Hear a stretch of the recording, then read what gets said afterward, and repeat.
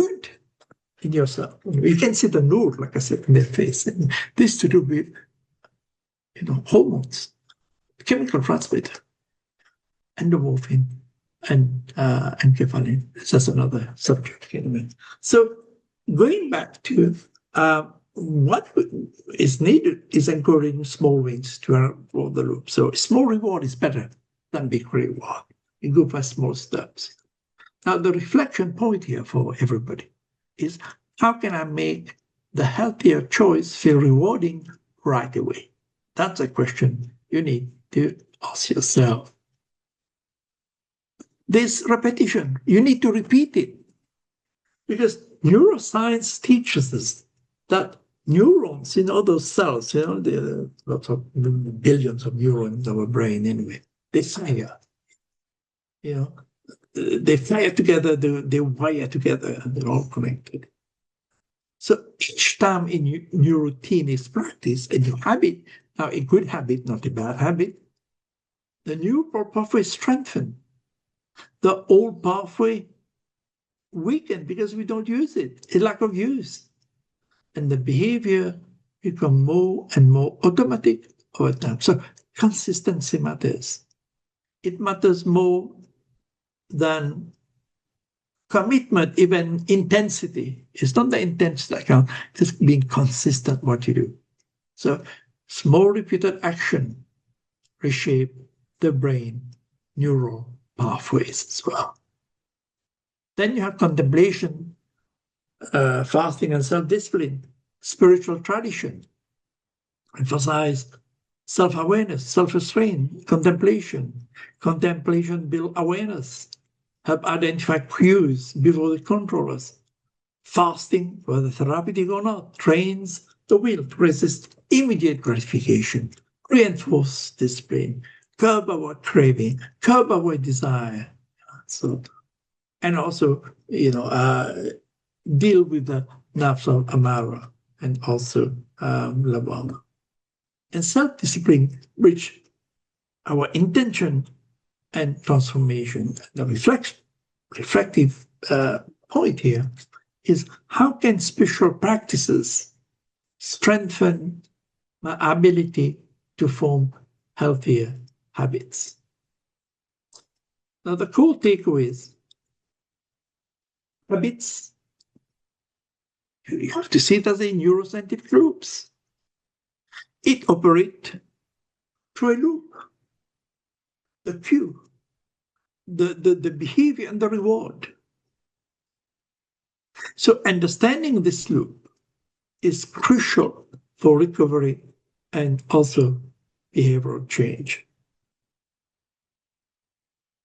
Now, they are discernible pattern. They are not fixed habits. They are not fixed.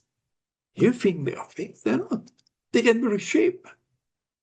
Because with the right intention, we can replace destructive routine with constructive one.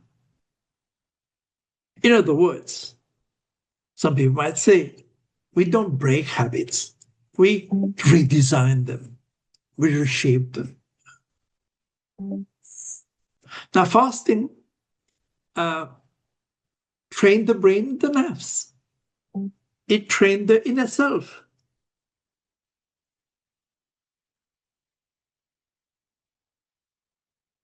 And contemplation we have, Islamic contemplation, not mindfulness, help us to recognize cues before they influence, before they affect us. And if you have routine that's very structured,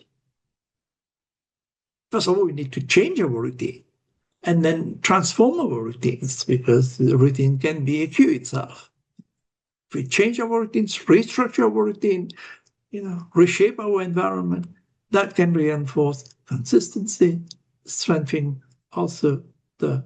So together, all these practices can cultivate robustness and resilience, and also self-discipline. So the transformation process, you have the cue, you have alternative reward, you have consistency, you have also spiritual reinforcement as well.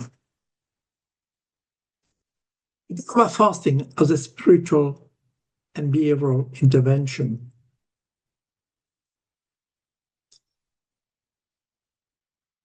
Now, impulse control, because we know that's Islamic fasting, I'm doing, not therapeutic fasting there, generally. It's target the nerves of 𝗪𝗲𝗯𝗶, the part of the self that command desires, indulgence, impulsivity. So by denying these gratifications, immediate gratification, the fasting it weakens, it limits its hold, and of course it provides the believer some sort of discipline to resist this immediate gratification, to resist those impulsive behavior. Of course, it gives us sabr. It's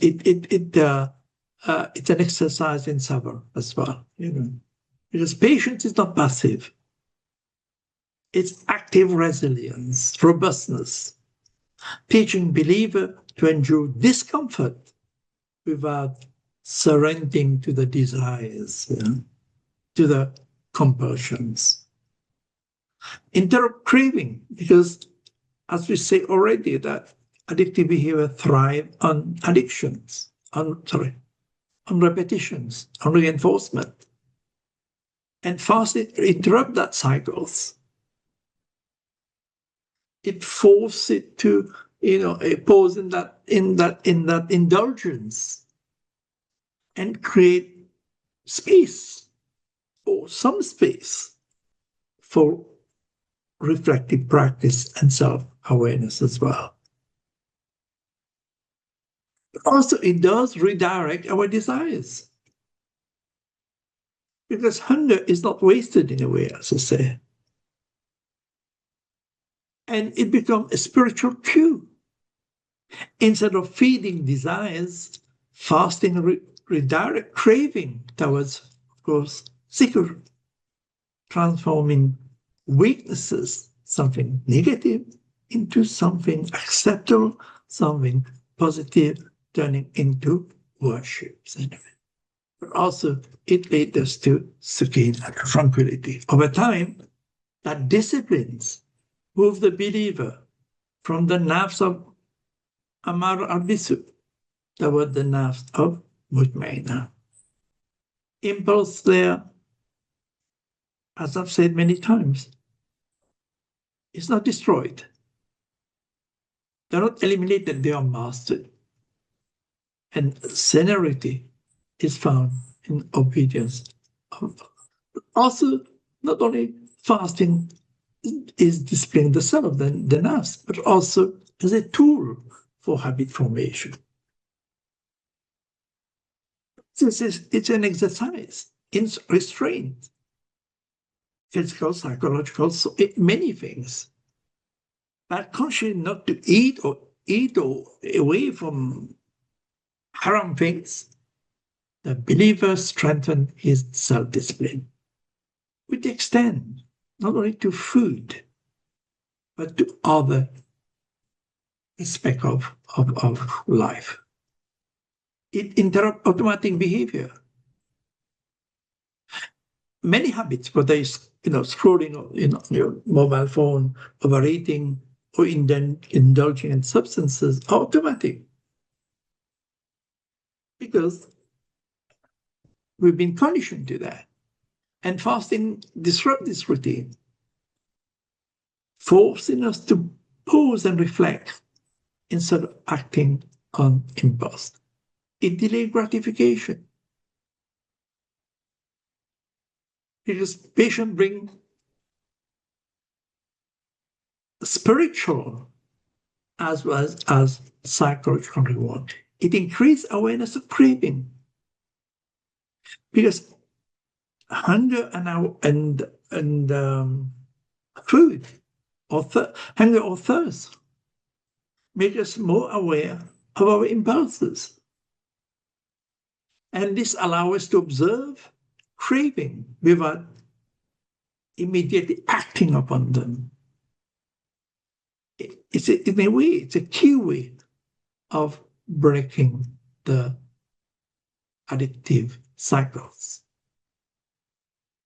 So by resisting the impulses, we're controlling our nerve,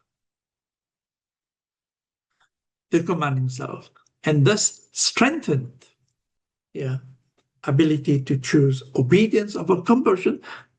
In effect, it'll build, over time, it builds resilience.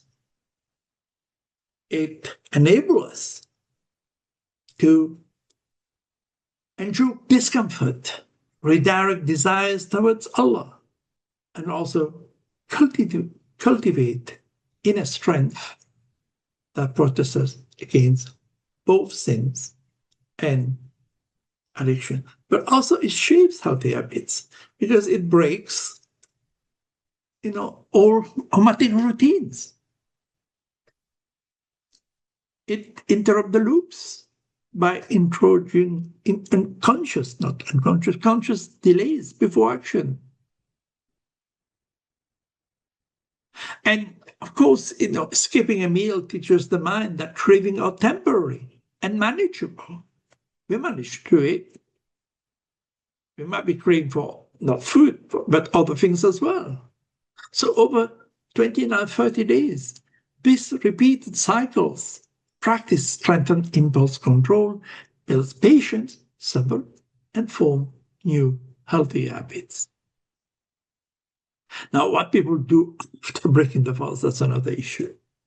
Now, modern neuroscience teaches that consistent repetition of controlled action rewire that neural pathway. So fasting acts as a habit training program. So message is, and also create long-term behavioral change, that the maintenance of behavior, that's what we talk about. So habit formation is about consistent practice, awareness of triggers, mindful response, and providing a perfect framework.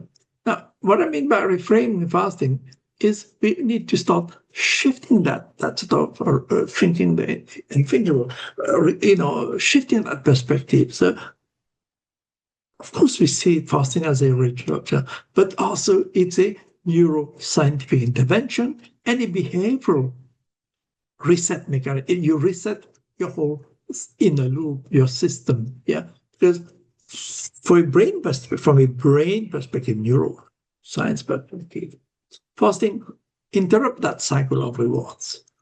It's strengthened impulse control, and of course, it reduces dependence on constant stimulation. And this framing helps, all of us to see fasting, as both a spiritually meaningful and also scientifically powerful tool as well. We already talked about this already. I've just mentioned that. So any indulgent habit has to many indulgent behavior, such as, they're not conscious decisions. They operate as a leap, as we said before. I got this quadrant. Yeah, let me move on, and you're going to have this anyway. Just as now, fasting interrupts these loops. So we already said that it stopped that gratification. So because when hunger appears, the current craving are present, but your eating is blocked. And of course, there's a pause, and then you have an awareness of your internal states, what's going on, in the thought, cognitive process. And this strengthens the pathways, basically prefrontal cortex here. And the brain reshape that or recalibrate those neural pathways. And of course, you have dopamine, again, to normalize, impulsivity decrease with repetition. In behavioral science, this is called a pattern interruption. Anyway, I won't go further than it anyway. So when we recalibrate the body and mind, fasting teaches the body to hunger is tolerable. Desires are tolerable. Discomfort is temporary. It teaches the mind the urges rise and fall. That craving doesn't require immediate action, because this built emotional regulation, how you regulate your emotion, how you have what we call distress tolerance, and also how you delay gratification immediate. How do you delay gratification itself? So these core skills in addiction recovery and habit change. So it is critical to emphasize that's a transformation. Fasting is about transformation. Transformation creates growth. Spiritually, you train the nerve to move from desires, from reactive desire to a more discipline.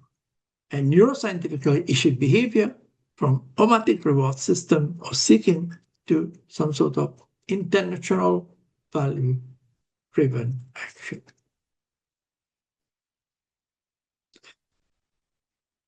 And if you have Ramadan on a 30-day behavioral set of 30 days anyway, each day, basically, it's a systematic intervention. Usually, not only from a theological point of view, but also from a neuroscientific point of view, because each to reinforce restraint, rewiring the brain reward system.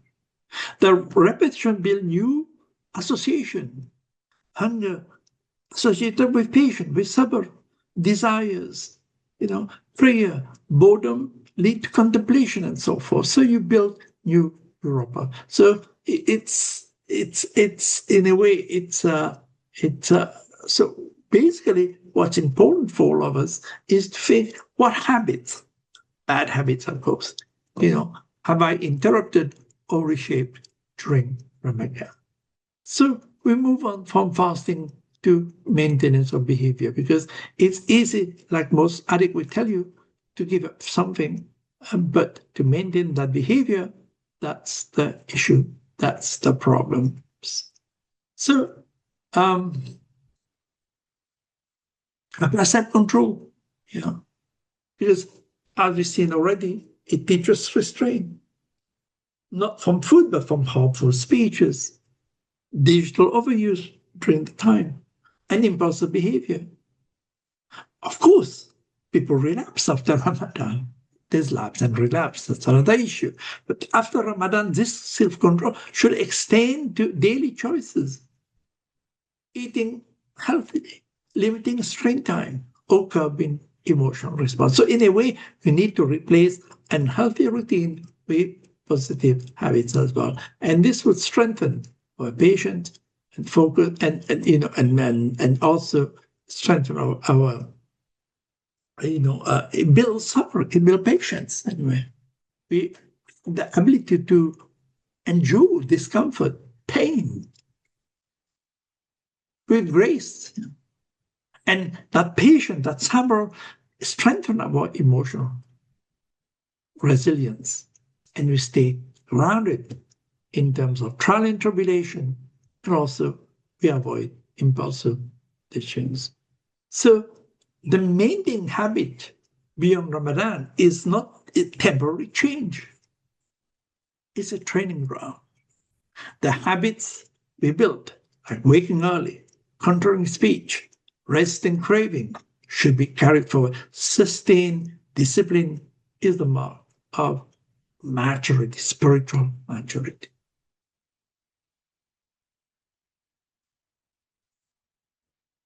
I mean, we've gone through that. It's just a reinforcement of what I've said already. Just put them together. That the transformation loop become a framework for lasting change. You have the cues, you have alternative rewards, you have consistency. Over 30 days, you have it. Permanence. You have spiritual reinforcement. Ensure that the habit is not functional, but also it's not rituals, it's not purely rituals, but also they are tools for rewiring, the self, the nerves itself.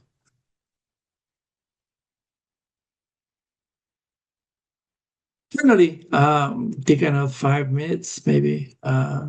This is, I want to briefly look at Ibn Qayyim's perspective on addiction, because he had a lot to say about it anyway. And he understood addiction, not simply as a physical dependency or psychological weakness, but as a spiritual disorder. Okay, that's why he called it spiritual illness. So in his view, repeated indulgent behavior reflect a disturbance in the heart anyway. And that is a disconnection in a way, a rupture, in the soul connection with Allah. So when that connection is weakened, the heart becomes to seek fulfillment in temporary pleasure. And this pleasure provides temporary relief, but they cannot satisfy the deeper spiritual meaning and closeness to Allah. So as a result, the person falls into the cycles of indulgence, following emptiness. Of course, he talks about, I don't want to have to go for it, he talks about that this disconnection, this is not the fitra, that innate pure nature upon which humans are created. So when the fitra is clouded, desire dominate, and the nerves seek immediate gratification, the nerves of Amara, rather than lasting contentment.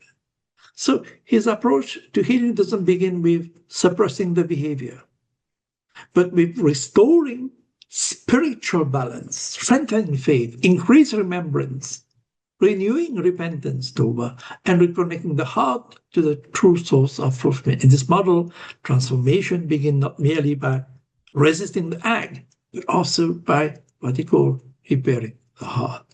And in his particular healing, spiritual healing is then, the center of Ibn Qayyim approach to recovery. Talk about tawbah, repentance as a true way for transformation. It's important. But he didn't see remorse as a failure, but as an evident spiritual, rather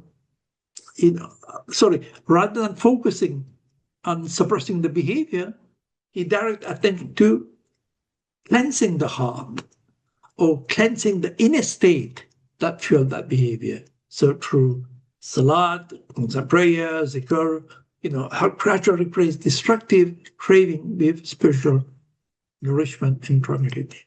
So Allah said, he doesn't say remorse as a failure, but as evidence of spiritual life.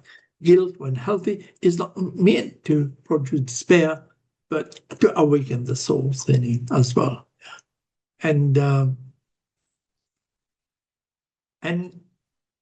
recovery in a being framework require mujahada, an active, ongoing striving against the lower self, which is the nafs amara. Change occur passively, according to him. It demands conscious resistance to impulses and constant effort to choose what is right over what is easy. He emphasized that disciplines is not limited to one behavior, but it can to all aspects of life as well. Anyway. So by repeatedly resisting impulses and cultivating good habits, individual build inner fortitude and stability.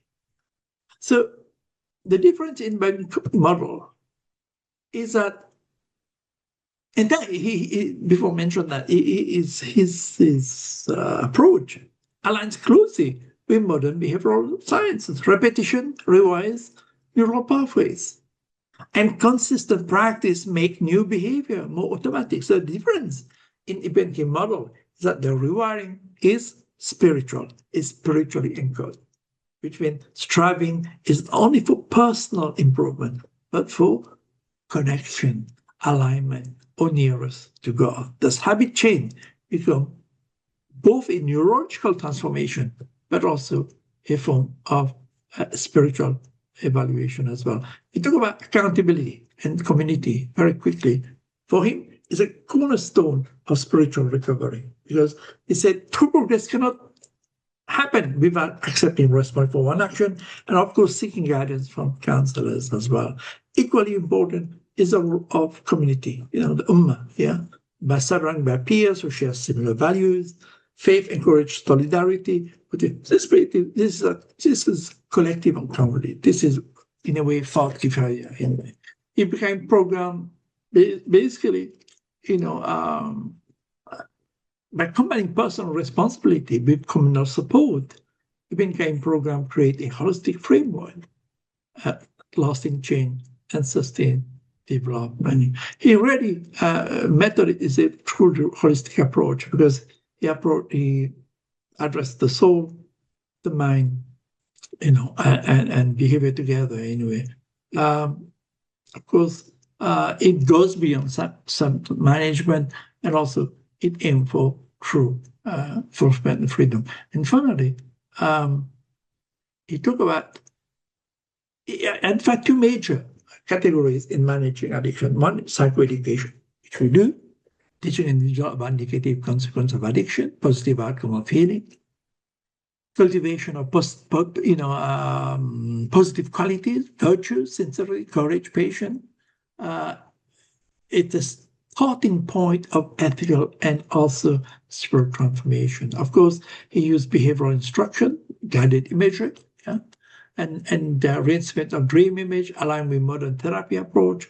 Addiction as a starting point for ethical and spiritual. Also, he had about 50 strategies for holistic recovery in his particular work. And this is his 5-step to rehabilitation. He developed a psychological program for rehabilitating individuals struggling with addiction, and according to Abdul Rahman from the 𝗥𝘀𝘀𝗀𝗀 Institute, 2023, he summarized it as a 5-step holistic approach, and that includes motivation, purification, willpower, visualization, and maintenance of relapse and management. So the key takeaway, I won't have time to go through all this, is that the spiritual healing, to self-control, accountability, recovery is about recognition with God, but also restoration of the fitra and path to redemption and resilience anyway. So we won't use that thing. So in conclusion, as we say, that it's more physical discipline, it's a spiritual and psychological tool. It builds self-control, patient mastery of impulses, reduce attachment to unhealthy desires, break cycle of addictions and compulsive sins. It aligns the body with and soul, mind, body, and soul, to a deeper connection with Allah. So in a way, therapeutic fasting in Islam is more than physical discipline. It's a tool, a powerful tool for spiritual and psychological transformation. Anyway,